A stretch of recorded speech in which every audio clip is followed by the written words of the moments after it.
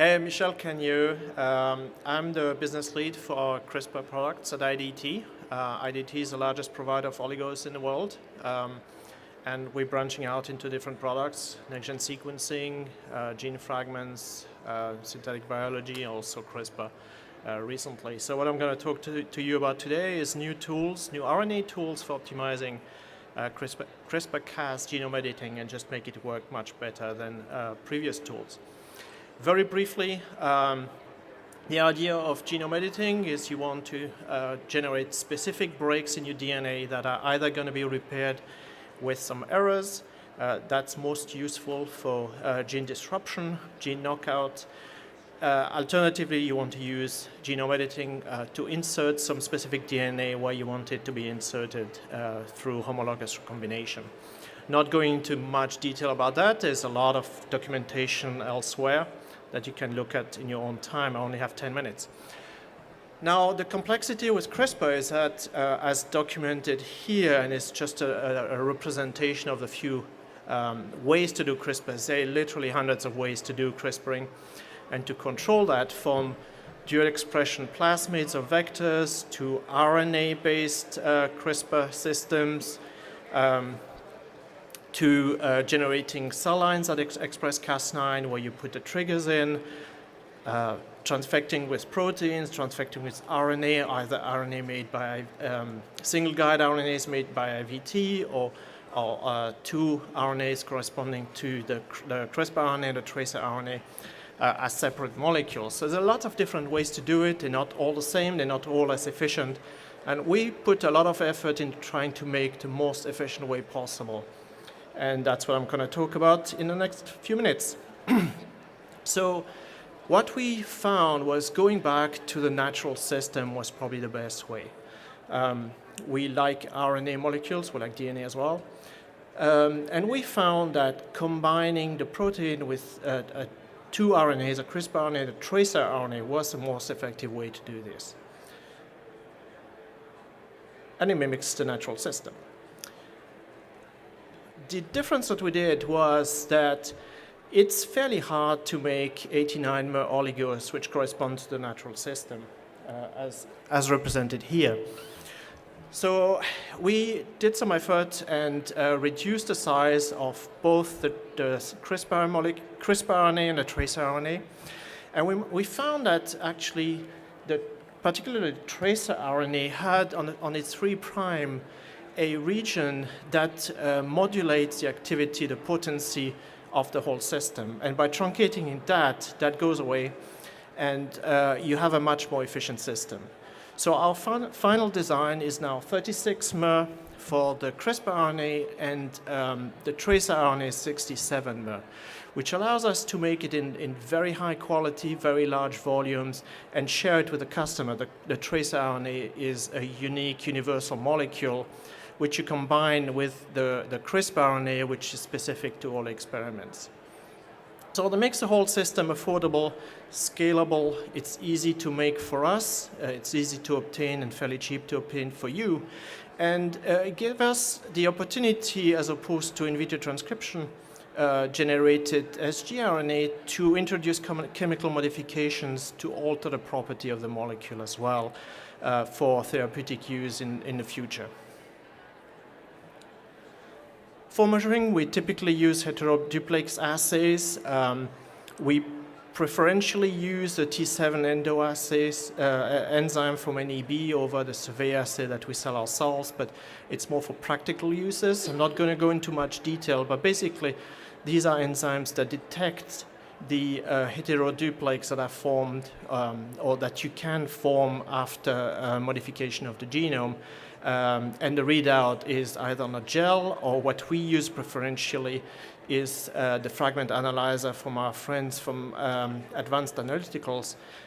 This is a way to do that in a high throughput fashion. You can either look at the electrophoregram that gives you the size of the fragments. You can convince the machines to relate percentage efficiency to you. You can also look at in a pseudo-gel format. Now, one thing that's important about these these heteroduplex assays, it is always going to give you underestimated results. We have a lot of customer questioning that, but the reality is neither of these enzymes is very efficient at detecting single base mutations, particularly T7 endo. In our system, we use typically Cas9 expressing HEK293 cells. We see a twofold difference between an efficiency measured by the T7 endo assay compared to a fraction, a collection of fragments that we sequence by Sanger sequencing. And so it's important to know your system, know what's important for you, and related to that. It's not a quantitative method of measurement efficiency, it's a qualitative measurement, unless you do the work of characterizing how it works in your system. So I mentioned that we made our CRISPR RNA, tracer RNA shorter. Here's an experiment to show how we did it. We truncated on both sides. Here is an expression of the different tracer RNA that we used, and the different colors express the truncated CRISPR RNAs. And you can see in the representation on some subsets of targets that we tested that the best combination we found was 67 and 42 and 36 fragments, so 20 base pair corresponding to the target sequence and 16 that are universal and are going to interact with a tracer molecule. So how does this compare to other methods? We compared pretty much everything that's available. Expressing of a single guide by plasmids as a single guide, as I said, expressing or transfecting gene fragments as our G-blocks gene fragments, where you have these are directly transfected in the form of a U6 promoter and the single guide RNA get expressed into the cell and function this way. We compared to in vitro transcribed sgRNA. We had a lot of toxicity problems with that, depending on the system we used, but in either case, and I'm going to show that in a few slides, you have a huge activation of the innate immune response, and that's a natural thing that happens when you have in vitro transcribed RNA that are over a certain length of time of length.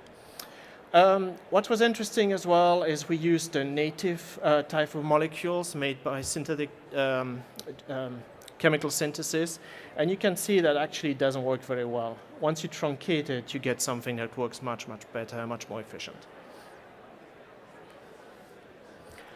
The good news about gene editing is it works very well.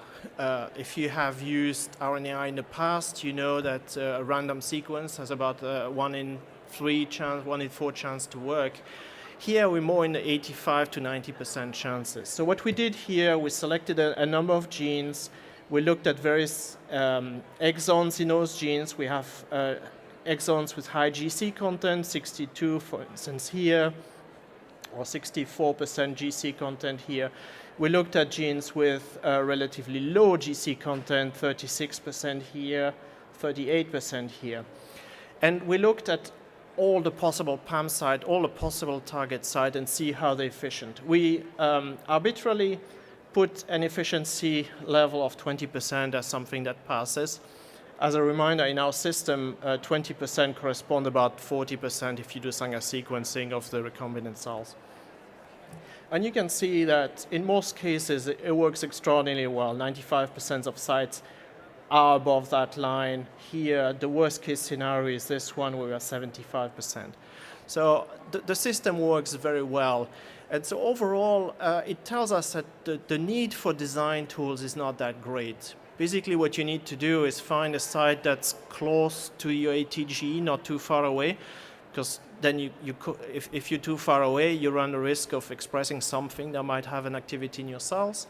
And then make sure you don't have too much of target effects. We typically use the MIT tool to reduce the risk of selecting a bad sequence.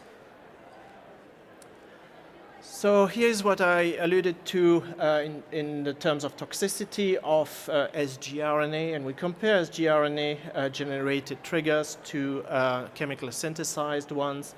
You can barely see here in blue is the response to a number of genes. Here we looked at OS2, which is a marker of the innate immune response, and compare that to the huge activation that we see with in vitro transcribed sgRNA. Very easy to see. You have a number of very known markers of these regulatory markers of the immune response system. In very stable cell lines, HEK, HeLa cells, they're not going to be too detrimental. But if you work with more complex cell lines, primary cells, ES cells, they're just going to die. So that's pretty much it. So the last slide is to present our product. So what we offer is, it's chemically synthesized, both CRISPR RNA and trace RNA. As I mentioned, they're shorter than a natural product and for efficiency. We have various formats, either in tubes or plates for the CRISPR RNA. The tracer is available in large formats. As I said, it's universal, so we have larger formats available here. The 100 nanomole allows you to do like 20,000 reactions, so you have a lot of material. That's assuming 96 well plates. A lot of our customers who have started working on those work on in even larger format plates, and so even for that, one tube is enough to go a long way. We have control kits, 3 kits, human, rat, and mouse. They target the HPRT gene, which is our favorite control.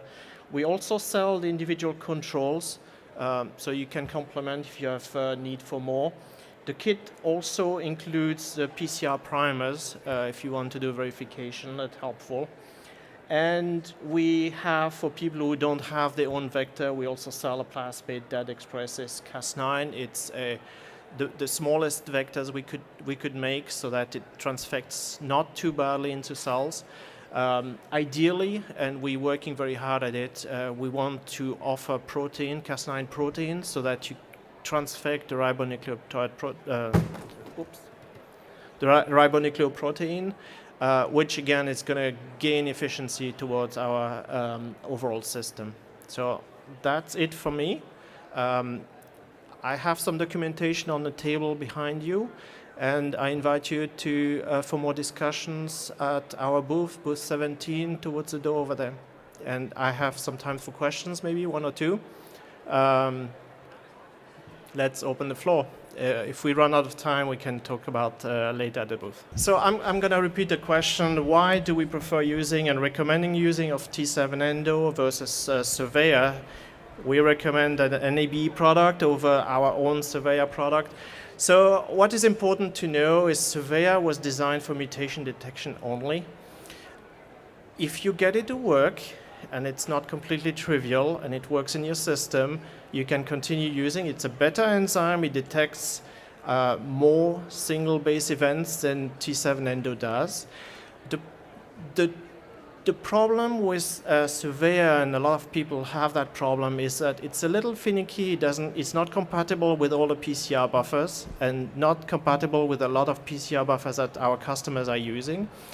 It also has some exonuclease activity that T7 Endo doesn't have. So T7 Endo is always going to have cleaner gels, particularly if you do electrophoresis. And so just for simplicity of usage and the clarity of results, we have decided not to promote our Surveyor enzyme for that.